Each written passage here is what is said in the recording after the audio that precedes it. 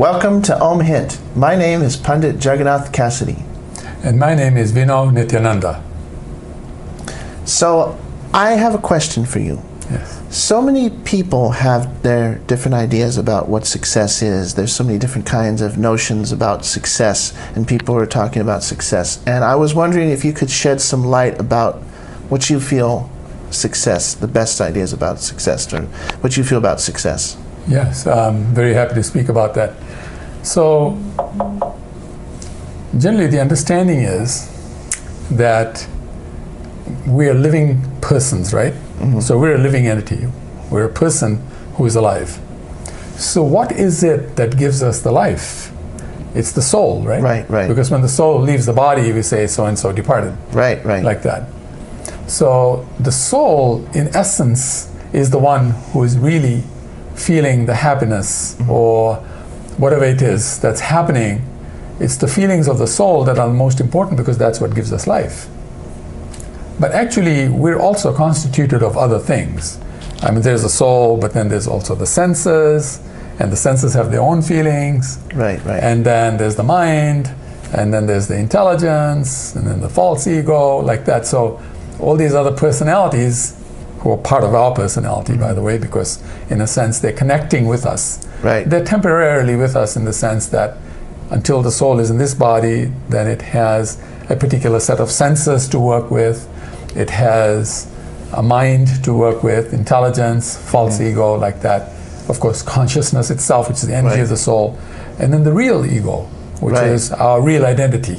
Like that, right? Okay.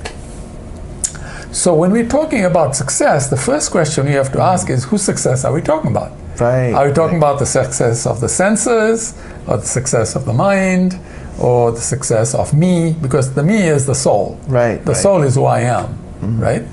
And so this is where generally a lot of confusion arises, because people identify themselves so much with their mind that they forget that they're not the mind. Just like, if I really like driving a really nice car, and all my life I've been dreaming, mm-hmm. man, it'd be so nice if I can drive this car. And now I own it, mm-hmm. I become so attached to the car, I sometimes forget that I'm not that car. So you could say even, just as a question, could you maybe say that your prejudices, or accepting and rejecting, that's your mind, right? Yes. Oh, this is this. Based on our experience, the mind stores. In Sanskrit, the word used is vrittis. Vrittis means impressions. It stores impressions. The impressions are of its own experiences in the past. It stores those impressions, and based on those impressions, it decides whether it likes something, doesn't like something, or something's boring. That type of stuff. Either it's positive, it's negative, or it's sort of neutral in the middle somewhere. And it's really our perception. These are perceptions of the mind. Those are perceptions of the mind. Now the intelligence, which is more powerful than the mind, meant to be more powerful. Sometimes people's intelligence is not as powerful as the mind, in which case the intelligence becomes corrupted. But when it is stronger than the mind, the intelligence has its own desires too. Oh yeah. It has its things that it loves. It has its whole range of stuff that it wants that may be totally different than the mind.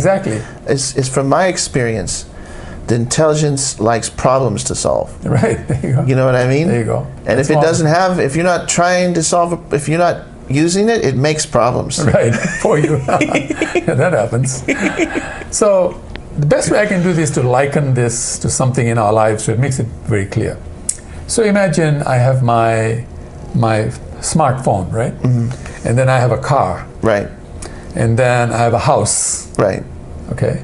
And then I might have a boat. Mm-hmm. Like that. So let's just say that the sensors are my smartphone, mm-hmm. and that the car is my mind, mm-hmm. and that the house is my intelligence, and that the boat is my false ego. Let's just go up to there. So obviously all of these have different requirements, right?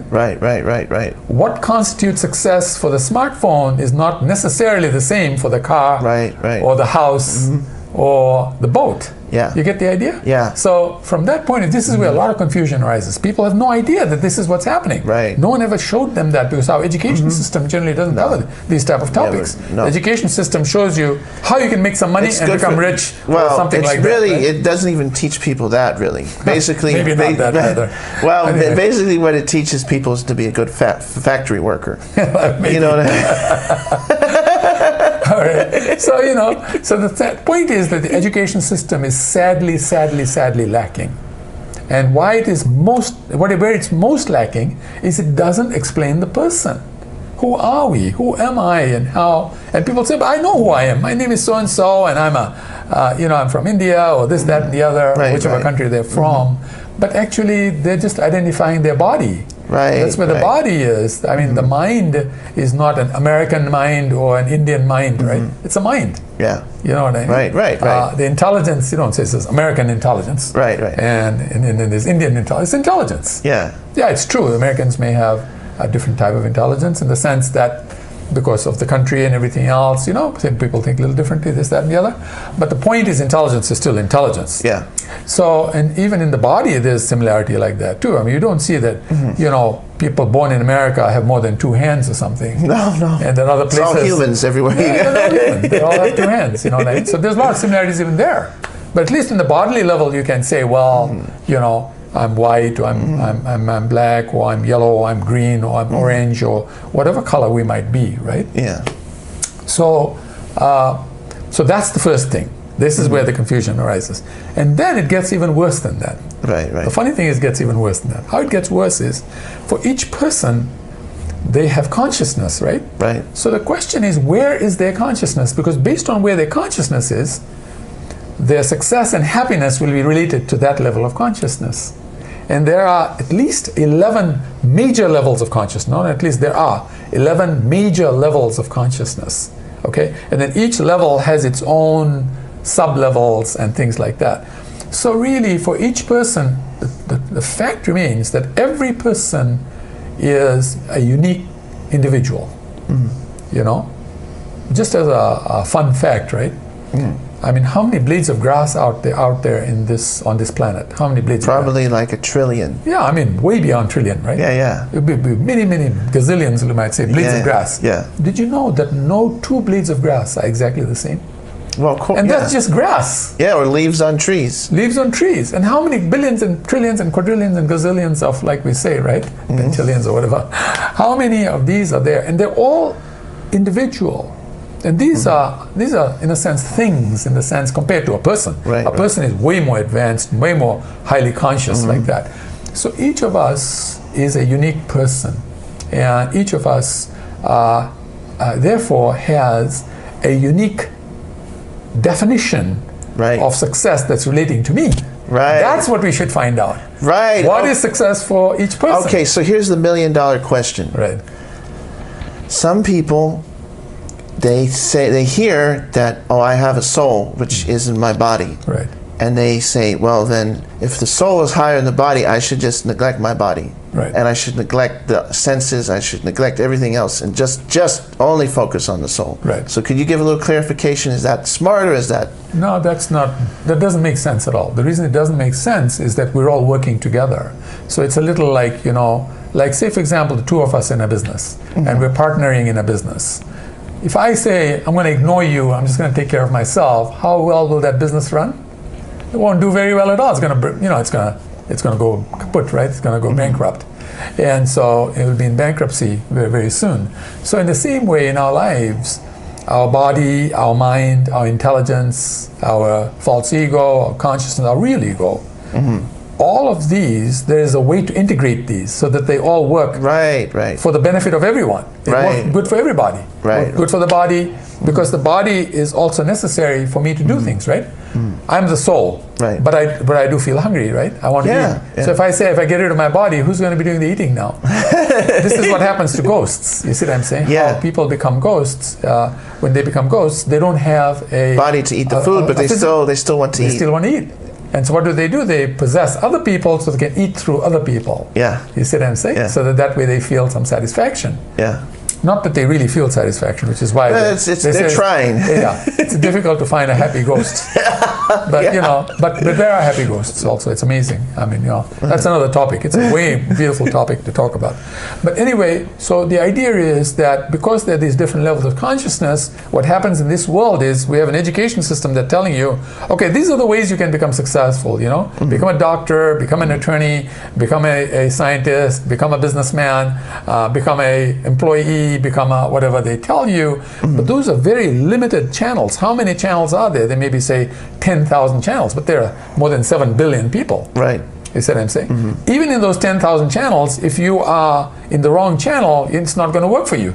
So even if though there are 10,000 channels, none of those channels are properly utilized because the one who's supposed to be connecting with that channel is not connecting. The ones that are not supposed to be are trying to push their way through and creating a lot of confusion. And hence, we have what you have in this world: a lot of confusion, a lot of conflict, a lot of bad feelings for one another. So much we can say that even to the level of hate. Yeah. People hate people. No, it's true. You see what I'm saying? So why all this is happening is because of all this confusion.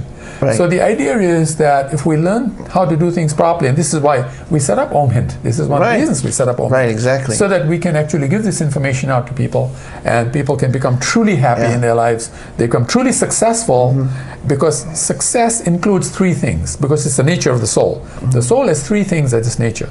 One of its natures is, and it's intrinsic to its nature, is that it has life, sustainable life and scalable life. Sustainable means it wants to be alive all the time, and scalable means it wants to be better and better all the time, stronger and stronger, more powerful, more more and more refreshed, more and more improved, like that. That's the nature of the soul. No wonder people in this world want those types of things, right? Like you see people talk about the news. Why do they talk about the news? Because it's new, right? If it's the same old, that's not news. The news, and they could have a thing, it's the same old. Well, it depends on, well, these days, you know, you never know if the news is just going to be the same old, right? Exactly. So the idea is the soul wants something fresh. It doesn't want stale stuff. You know what I mean? That's why even in the Vedas, it's prescribed people should never eat stale food. Food should be fresh. It should be eaten within an hour of being cooked. Ayushman, have life in it. It has life in it. But that's the nature of the soul, to be alive. People want to be alive. They don't want to be like, you know, half dead and, you know. Yeah, I knew somebody who said live food, live body. Dead food, dead body. Exactly. So that's one thing that's intrinsic to the soul. Another thing that is intrinsic to the soul is knowledge. You know, the soul wants to know everything, past, present, and future.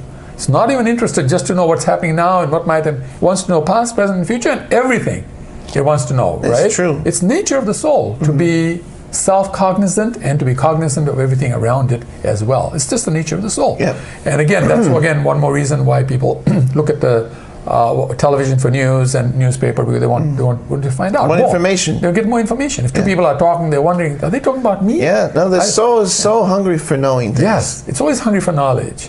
So it wants knowledge that goes beyond what is called limited knowledge. It wants unlimited knowledge. So we call that transcendental knowledge, because it transcends the ordinary knowledge of this world. That's what people explore. People explore the world. They do dangerous things. They got on a boat and they said, let me see what's over here and over there. They take risks. Over that mountain. Because they want to know. They want to know. Exactly. And so, and even the knowledge, that's the limited knowledge, is so much that to get to the end of the limited knowledge would take many billions of lifetimes. That's how deep the limited knowledge is. What to speak of what comes after that, which is the unlimited knowledge, which is the most powerful knowledge. It's a little like, you know, some people like to play Monopoly, right? So you make a lot of money playing Monopoly, but that's never as satisfying as making real money after the Monopoly. Have a big stack of Monopoly money isn't as good as having a big stack of the real money. So like that, you know, real knowledge or unlimited knowledge, what is called transcendental knowledge, is far more powerful than what is temporary knowledge or material knowledge, like that, you know. Both of them are good, but one of them is way beyond, much more powerful, like that. So this is another thing that the soul wants. The third thing that's the nature of the soul is to be happy. It always wants to be happy. I mean, nobody wakes up in the morning thinking, what am I going to do to make myself miserable today? Nobody thinks like that. They all think, First of all, a lot of people don't even want to get up because they think, oh man, not again, man, I have to go, I get up and go to work again. I'm going to have to be with this person or that person I don't like being with, and I have to do this and that. I don't like to do those things, you know, that type of stuff, right? Yeah. So they think, let me just stay in bed for a little longer, half an hour more. Let me just enjoy this for another half an hour, you know? Yeah. Before I have to get into the dreaded stuff I'm going to have to get in during the day. But that's just the opposite of what the soul wants. The soul wants to wake up and feel like, well, I'm looking forward to the day, man. This is going to be a great day. Yeah. We're going to do so many great things, and I'm just going to be excited. And when the time comes to go to sleep, they think, do I have to really go to sleep? Can I just continue? You know, do I really need that sleep? You know, it's like kids, right? Yeah. Kids are very good when they're young, right? And they're playing, and they're with their friends, and they're playing some games. They get so interested. Now mom comes and tells them, hey, it's time to go to bed. Right, No, just another half an hour, another 5 minutes, another 5 minutes, right? Yeah, no, I know. I remember mean, I got my son, when he was a baby, I got him a new toy. Right. And he was playing with it. And I was trying to show him how it worked. And he's like, go play computer. I play with toy. That's what it is. That's what it is.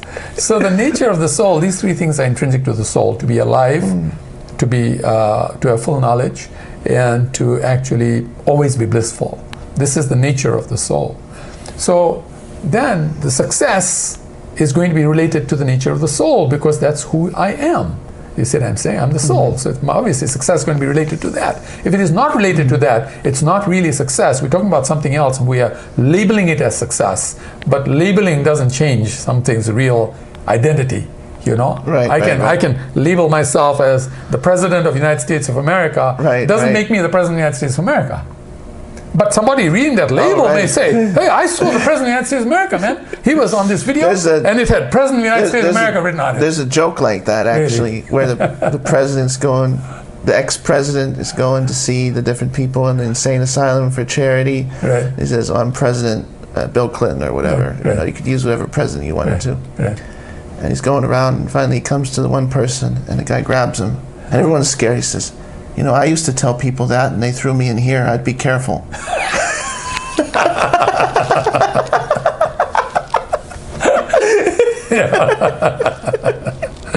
a good one.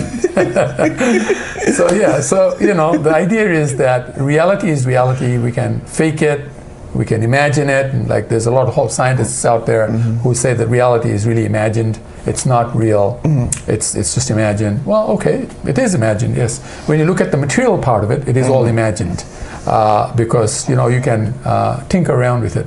But the ultimate reality, which is the transcendental reality, is actually not imagined. It's real. Right. And not only it's real, but it's still, amazingly, while it's real, it still connects to each person individually. So there's a whole new reality for each person. So in that sense also, it is not reality. My reality is not the reality for everybody. But the point is, reality is still there. You see what I'm saying?